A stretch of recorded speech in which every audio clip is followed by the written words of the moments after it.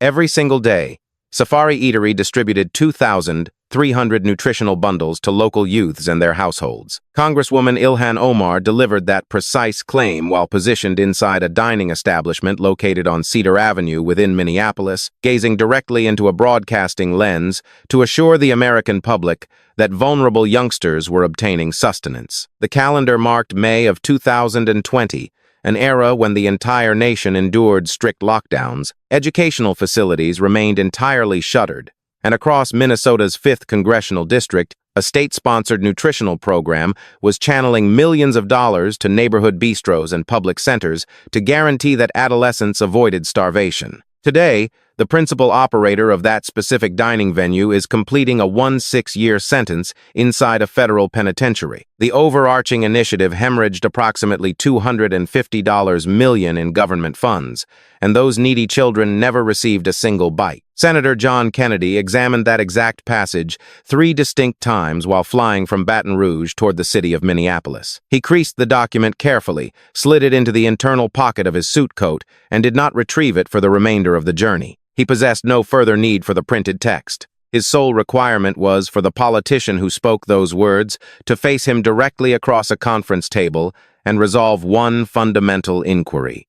Was she aware? If you have ever observed a public servant take a solemn oath to safeguard your municipality, only to become utterly mute when an investigator demands to know where the capital disappeared, remain right here, because the lawmaker representing Louisiana just arrived in her home territory, and his primary move is to permit her to speak unimpeded. The designated assembly chamber inside the Hennepin County Government Center had reached maximum capacity withstanding onlookers by 9-15 inches the morning. Omar's loyal constituents completely occupied the public gallery, comprising neighborhood activists, local religious authorities, a pair of municipal councilors, and a gathering of Somali matriarchs in the 3rd row, who had boarded a public transit bus from Cedar Riverside because their elected representative requested their attendance. A handmade placard positioned toward the rear boundary proclaimed, "Hands off our representative," rendered in bold crimson characters. This location was not the capital city of Washington.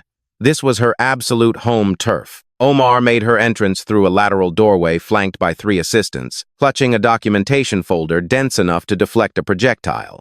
She assumed her position, aligned her audio equipment, turned the file to a designated marker, and directed her gaze toward the legislative dais with the precise countenance of a woman who had been addressing interrogations from individuals of this demographic since long before the majority of them recognized her identity. Kennedy entered entirely unaccompanied, devoid of any personal staff or traditional attaché case. He carried merely a solitary yellow writing pad alongside a traditional pen he had utilized since his secondary term serving as the state treasurer. He took his place, struck the audio device twice with his fingers, recoiled slightly at the resulting electronic screech, and remarked to no historical figure in particular, "Well, that'll wake you up." A scattering of individuals in the viewing gallery giggled before remembering they were restricted from doing so. Omar's preliminary address was succinct. She squandered no available moments. "Mr. Chairman, I arrived in this country as a 1-2-year-old displaced person. I endured 4 years inside a camp located in Kenya before my household was granted the opportunity to rebuild our lives within America.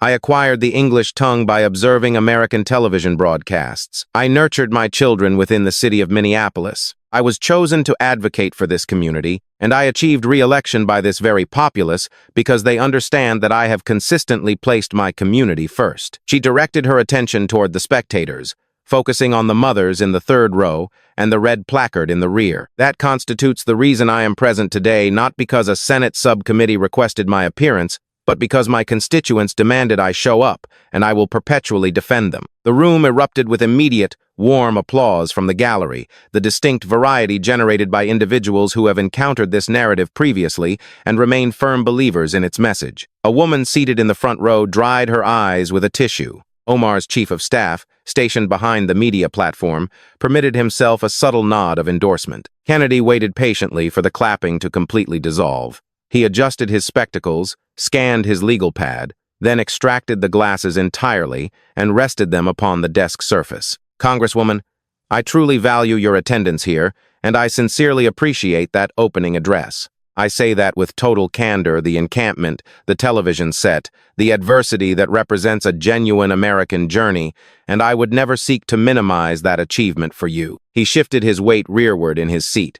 I also wish to clarify prior to our commencement that I recognize I am a significant distance from my home state. The previous occasion I journeyed this far into the north, I inadvertently requested sweet tea at a local restaurant, and the employee stared at me as though I had asked for an absolute goblet of muddy swamp water. Laughter, genuine, unforced amusement this time, resounded from both factions of the viewing gallery because there exists an inherent quality about a gentleman in a creased garment poking fun at himself that neutralizes a tense space far swifter than any rehearsed rhetoric ever could. And allow me to articulate one additional point, Kennedy remarked.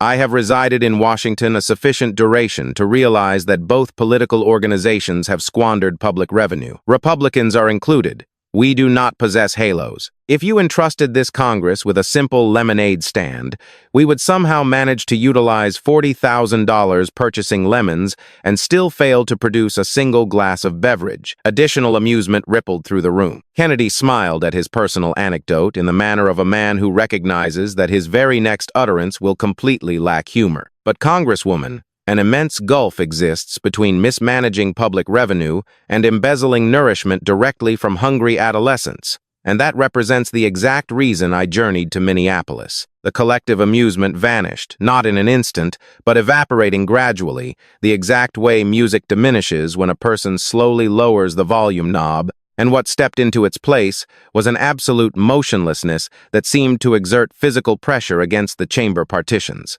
Kennedy replaced his spectacles, focusing once more on his yellow writing sheet. You articulated that you prioritize your local populace. I wish to inquire regarding that demographic, the Somali populace residing here in Minneapolis.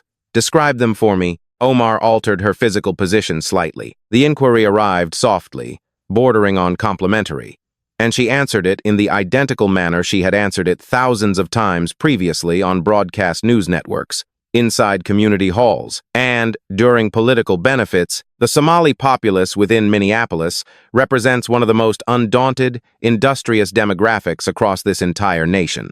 They establish commercial enterprises, nurture households, and enrich this metropolis in dimensions that the majority of individuals residing outside Minnesota will never truly comprehend. Kennedy offered a nod of assent. I fully believe that. The newcomer narrative is the quintessential American narrative. My ancestors journeyed across from Ireland generations ago and possessed very little, so I grasped that reality. He scribbled a notation upon his pad. Then, while maintaining his downward gaze, continued. And during the pandemic crisis, when the educational facilities closed their doors, did those households endure severe hardships?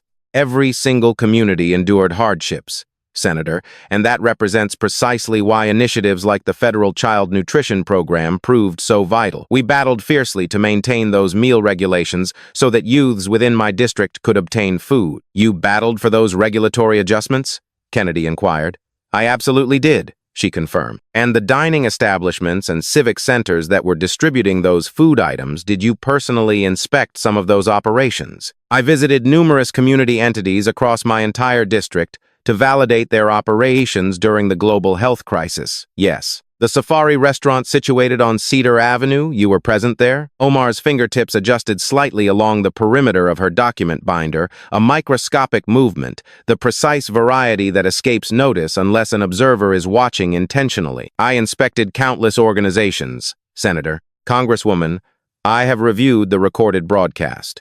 You were positioned inside that exact eatery on camera in May of 2020, and you asserted, and I want to verify, I state this accurately because your statements carry weight. You asserted that Safari was supplying 2,300 meal packages to children and their households every single day. Is that approximately accurate? I was draw attention to the monumental efforts that neighborhood organizations were executing throughout an unprecedented societal crisis. Omar deflected. 2,300 food bundles daily from that specific eatery? I was articulating details regarding the comprehensive federal initiative, she stated. From that specific eatery, Congresswoman. You were physically inside the venue. You designated it by name. Kennedy detached his spectacles, resting them gently on the table surface. How many physical chairs does Safari Restaurant accommodate? Omar offered no verbal reply. I researched the matter. I am not an official investigator. I merely possess a standard internet connection alongside a minor amount of spare time. The answer is 42. That establishment accommodates exactly 42 chairs. He permitted that specific figure to resonate in the room. You announced to the United States that a dining venue with 42 chairs was supplying food to 2,300 youths every single day. Now, I pursued a legal education because I lacked the capacity for long division. But even I can articulate that the calculations do not resolve. Not unless those youngsters were consuming food in continuous shifts throughout the night and resting on the concrete exterior between intervals. Absolutely nobody snickered. The mathematical reality was far too grim to provoke amusement. The figure of 2,300 divided by 42 was a calculation that failed to yield a logical solution. It yielded a severe interrogation, and that interrogation was positioned a mere 12 feet from the lawmaker, and she had failed to resolve it. The corporate partner of that dining venue, Salem Side, was legally convicted of swindling the federal treasury out of $16 million. $16 million from an establishment containing 42 chairs. Kennedy gazed at Omar, not utilizing a countenance of rage, but rather an expression nearing total, authentic bewilderment, the precise confusion an individual experiences when the metrics before them fundamentally fail to align and they require someone to explain the discrepancy. You stood inside that establishment and announced to this nation that it was feeding youths. It was not feeding youths, Congresswoman. It was plundering from them, and you provided the public endorsement. You have just absorbed the data. 42 chairs, 2,300 daily meals, an operator locked away, and the lawmaker who endorsed it on broadcast claiming she was merely highlighting local efforts. If you have ever been deceived by a public official you trusted, input a solitary word in the comment section right now, just 142. Stay right here, because the Congresswoman is preparing to strike back, and her upcoming statement nearly alters the entire climate of the room. Omar had participated in political conflicts previously. She had survived battles that would have terminated the majority of political paths before they ever commenced, yet she remained upright, continually victorious, retaining a legislative seat that half of Washington desired to strip from her. And when Ilhan Omar resolved to engage in conflict, she did not evade, she did not alter course. She set aside the folder and swung with full force. Senator Kennedy, her vocal tone transformed, becoming deeper, far more rigid, the practiced rhythm evaporating entirely, replaced by something unpolished, blistering, and completely authentic. You did not travel 2,000 miles to Minneapolis because you harbored genuine concern for Somali youngsters. You journeyed here because placing me on a broadcast lens constitutes excellent political theater in Louisiana. Where was this oversight body when the pandemic was taking the lives of my voters? Where was this subcommittee when my populace was interring their parents and grandparents? You arrive in my municipality now, after the devastation has occurred, after the broadcast cameras are spinning, and you sit up on that platform inquiring about restaurant chairs. She pivoted toward the spectators, toward the women located in the third row, toward the crimson banner in the rear. This represents their exact method. They bide their time. They wait until the most grueling phase has concluded, and then they convene a hearing and masquerade as though they were involved since the inception. She pivoted back toward Kennedy. I have been branded a subversive within the very corridors of Congress. My offspring have been targeted with lethal threats that detail precisely how an individual intends to terminate their lives. I have been summoned before more investigative bodies than any single individual within my coalition, and every single occasion, every time it remains the identical narrative. A gentleman who possesses absolutely no physical resemblance to the populace in my district travels here to ask questions he already possesses the solutions to, solely so he can broadcast the footage on Fox News and generate financial contributions off my identity. She leaned directly into her audio device. I did not flee an active combat zone, endure 4 years within a displaced persons camp, and master the English language from a television screen to sit here and receive a lecture regarding community from a gentleman who could not locate Cedar Avenue on a physical map. The public gallery erupted not with structured, polite clapping, but with something far louder, possessing physical force and heat, the distinct sound an environment produces when it has been waiting for an individual to articulate the exact thought they have all been internalizing. A woman in the second row stood upright, followed immediately by another onlooker. Omar's chief of staff desisted from attempting to mask his satisfaction. For approximately 45 seconds, the legislative room in Minneapolis belonged exclusively to Ilhan Omar. And had the session concluded at that juncture, the media clip would have aired on MSNBC with captions detailing how Omar struck back, and the financial solicitation messages would have reached inboxes before evening dinner. Yet the event did not conclude at that moment. Kennedy remained completely stationary. He sat in his position in the manner of a hunter inside a blind, completely serene, waiting for the commotion to pass, because the commotion invariably passes. When the spectators finally quieted down, and the standing women resumed their seats, and the environment reverted to something resembling total silence, he spoke. His vocal delivery was transformed. Now the rural cadence had vanished, the self-mockery was gone, and what emerged was slower, deeper, carrying the density of an idea he had been pondering for far longer than the duration of this specific hearing. Congresswoman, I have no intention of disputing your personal history. You arrived here as a displaced individual. You persevered. You remain standing, and I hold that in higher regard than you likely assume I do. He paused, detached his spectacles, and set them down with the meticulous caution of a man who desires his hands to be completely empty for the statement he is about to deliver. But I wish to speak to the citizens observing from their homes for a brief moment, because I believe they have remained exceptionally quiet throughout these proceedings, and they possess a right to be heard as well. He fixed his gaze directly on the camera lens, not at Omar, not at the public gallery, but straight into the glass. And what radiated through it was not a politician addressing a congressional session, but a man positioned at a kitchen table conversing with another kitchen table, the exact way residents in rural municipalities converse when the topic is too vital for rehearsed speeches. There is a lady residing in Madisonville, Louisiana, named Doris. She has been cutting hair for 37 years from the identical shop, utilizing the identical chair. She files her tax documents every single April. She has never once been delinquent on her rent payment across those 37 years. And every single April, when she writes that financial check to the federal government, she maintains faith that someone in Washington is going to utilize that capital for something that truly matters. She does not request an itemized receipt. She merely maintains faith because that represents how she was brought up. That represents how the majority of us were brought up. He fell silent for a brief second, then continued. And there is a man present in this exact room today, a Somali father. Perhaps he operates a vehicle for a livelihood. Perhaps he completes consecutive work shifts. He entrusted his youngsters to a local program that his own congresswoman stood before a camera and assured him was providing them with food. He trusted her the identical way Doris trusts, the identical way every single individual observing this broadcast right now has trusted an individual inside this government building to execute the proper action. His voice decreased in volume. You know, when I was growing up in Zachary, Louisiana, if an individual in the neighborhood discovered that you stripped nourishment off an innocent child's plate, you did not require a formal Senate inquiry. You did not require an oversight committee. You did not require a legal subpoena.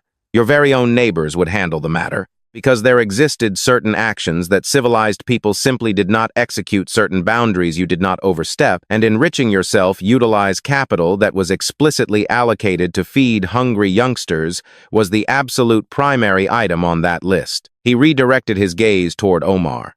That father, the one positioned somewhere in this assembly room right now, he did not journey here for political theater. He arrived here for the identical reason Doris fulfills her tax obligations, because he trusted you, and he desires to know if his youngsters received food. 3 continuous seconds of absolute muteness enveloped the space. Did they eat, Congresswoman?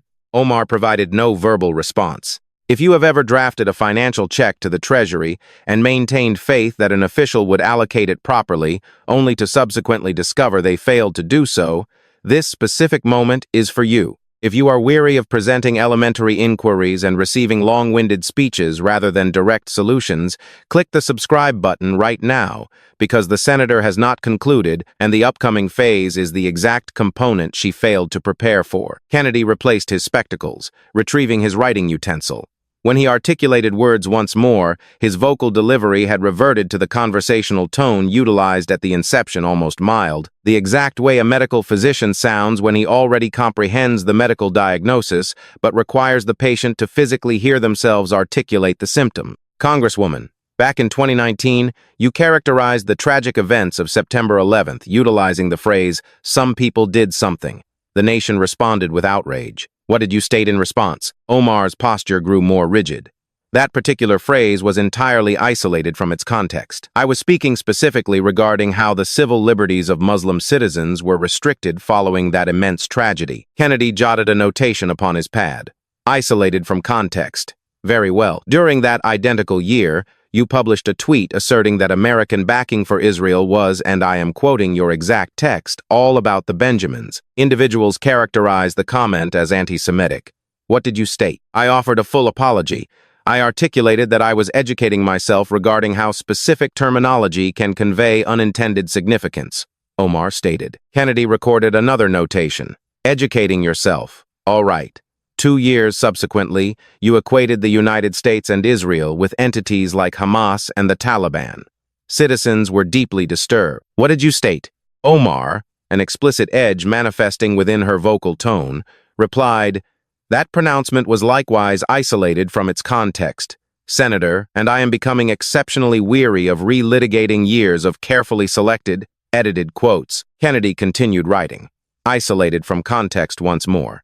His vocal rhythm remained unaltered, the identical cadence, the identical speed, but the nature of the inquiries transitioned. Your political campaign disbursed approximately $3 million to a political consulting agency managed by a gentleman with whom you maintained a romantic relationship, who subsequently became your legal husband. When individuals requested clarification regarding those financial transactions, what did you state?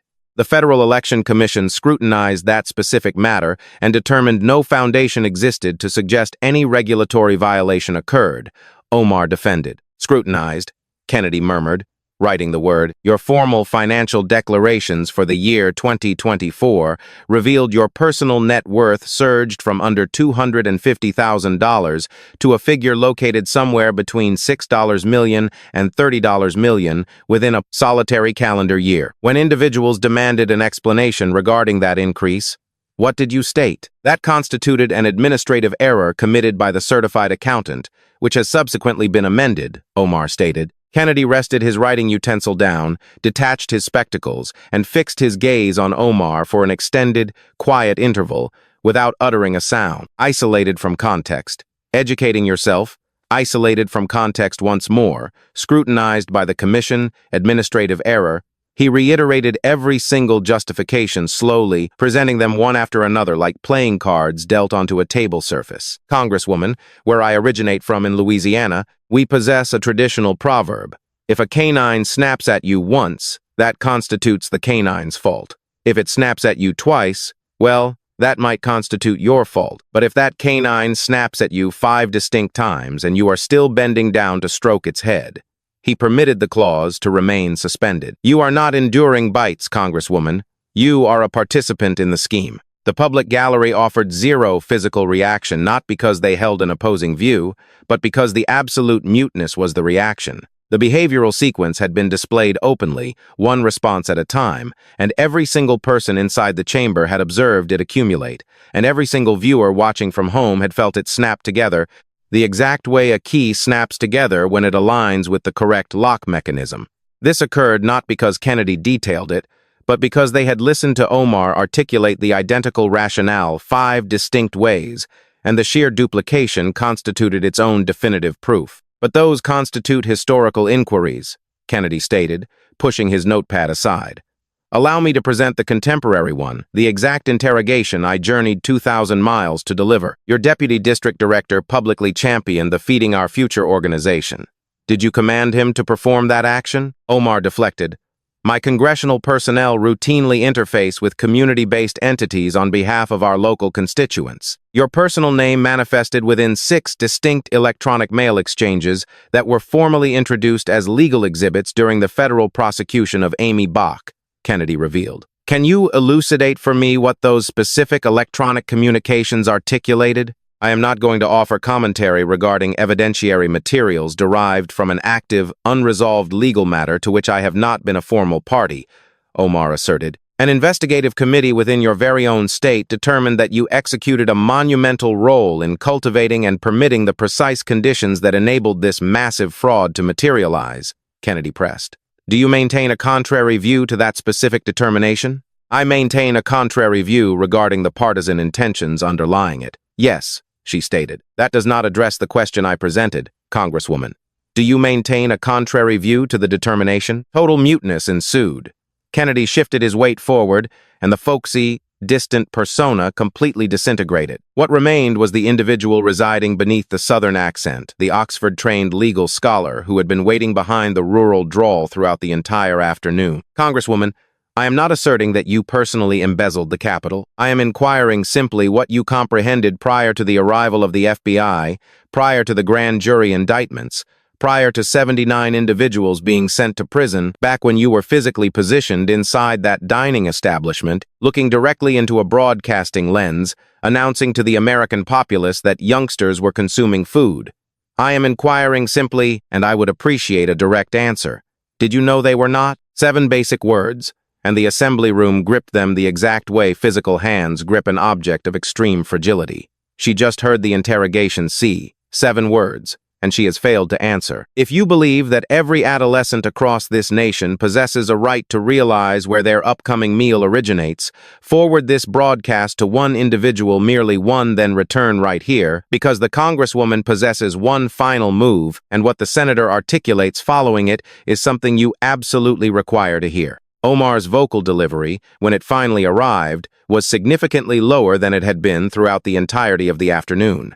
The theatrical presentation had vanished, the defensive assault had dissipated, the identity defense had dissolved. What remained was something far more compact, quieter, and for the initial time during the session, completely hesitant. Senator, I have surrendered everything I possess to this public calling. I fled an active civil conflict.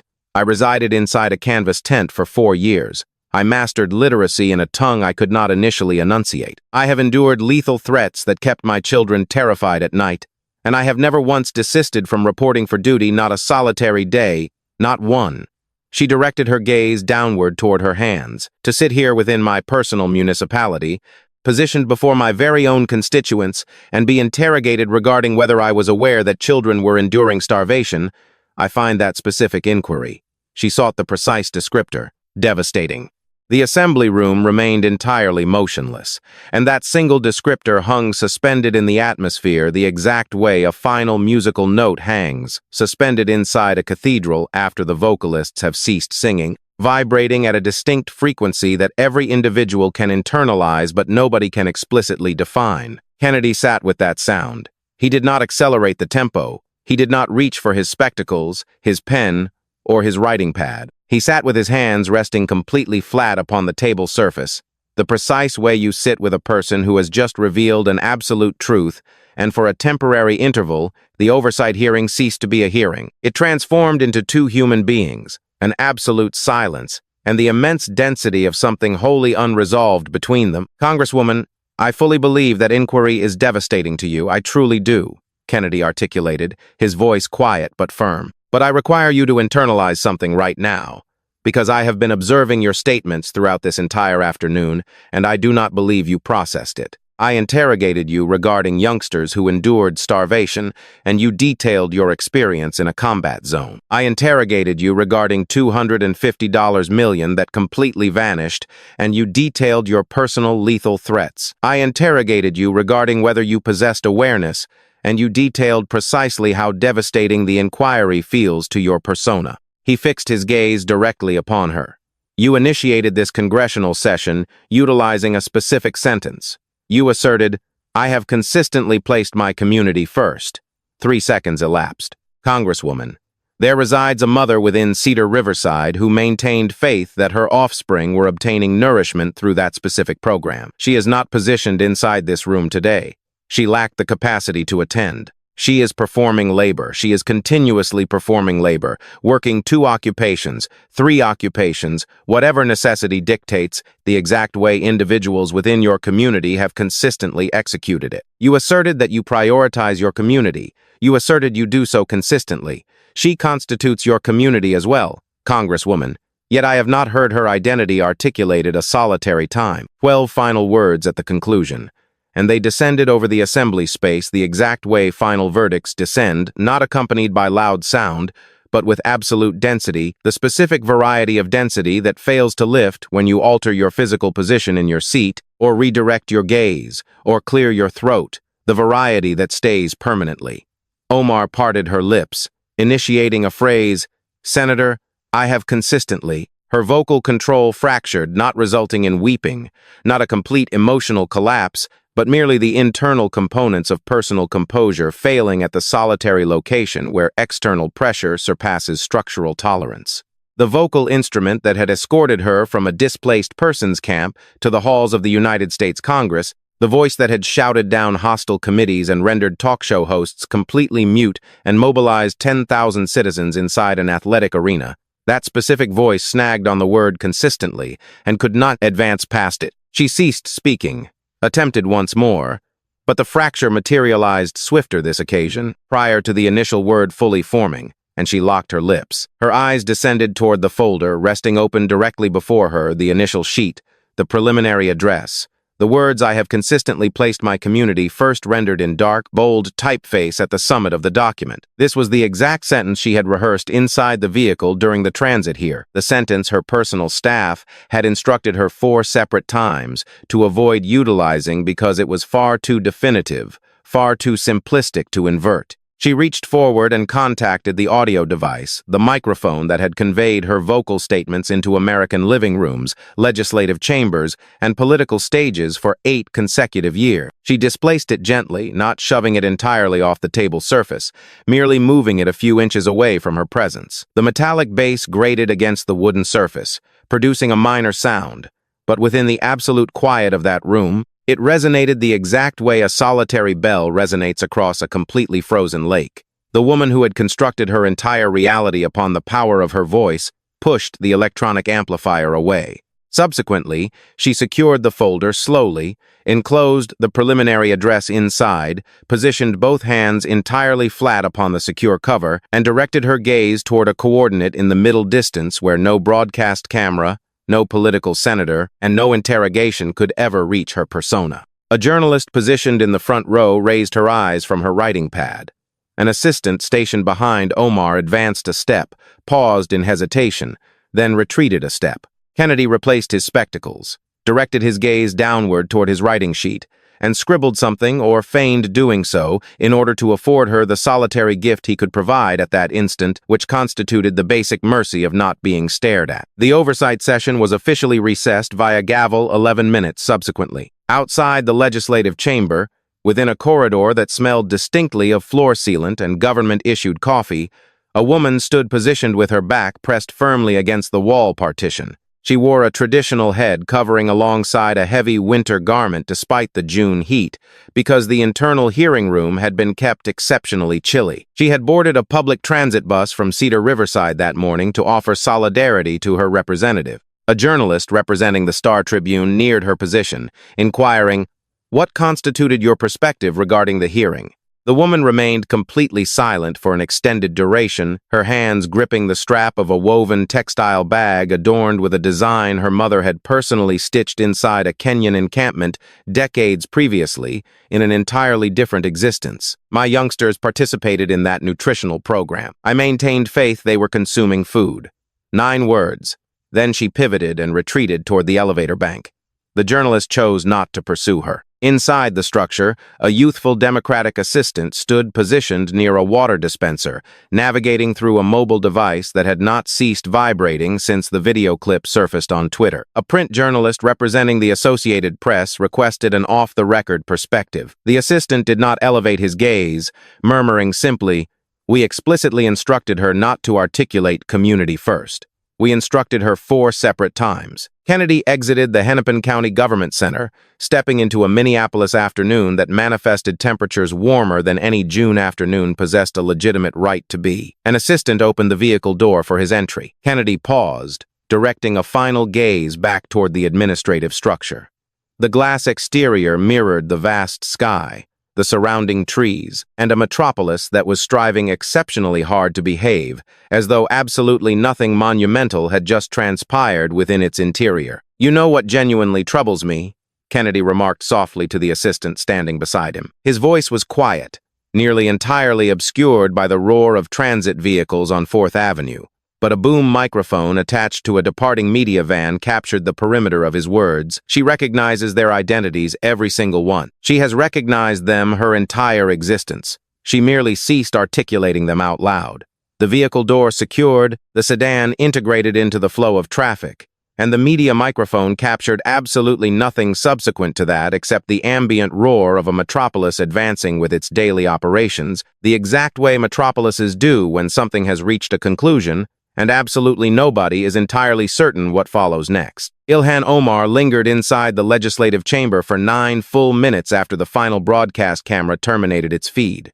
An assistant presented water, while another presented her mobile device. She accepted neither item. She sat motionless with her hands resting upon the secured folder, gazing at the chair where the lawmaker from Louisiana had been positioned, which sat completely vacant now, and she uttered no words. When she finally stood upright, she gathered the folder and clutched it tightly against her sternum, the precise way an individual clutches an object they are entirely unready to open once more. She exited through the lateral doorway, the identical portal she had entered through 2 hours previously when the viewing gallery was completely full, the supportive banner was raised, the mothers were clapping, and the morning still belonged entirely to her persona. The handmade banner remained positioned there when the maintenance worker arrived to sanitize the space that evening. "Hands off our representative," rendered in red block letters, resting against a chair that absolutely nobody had relocated. He creased the material meticulously, the exact way you crease an object that an individual generated, utilizing their own hands, and resting it upon a desk adjacent to the exit. Absolutely nobody returned to retrieve it. If you have been observing this entire development from the inception, if you stayed through every single interrogation, every single silence, and every single answer that failed to constitute an answer, I require you to perform a solitary action. Hit that subscribe button right now. Leave one word in the comment section, just one. Them. Because an individual finally flew 2,000 miles to present an elementary inquiry, and the ultimate resolution was an audio microphone pushed away, a document folder closed tight, and a mother positioned on a public bus who maintained faith her youngsters were consuming food. Forward this broadcast to one individual who comprehends what it feels like to place trust in someone and discover they were mistaken, because those kids deserved significantly better, and honestly, so did she.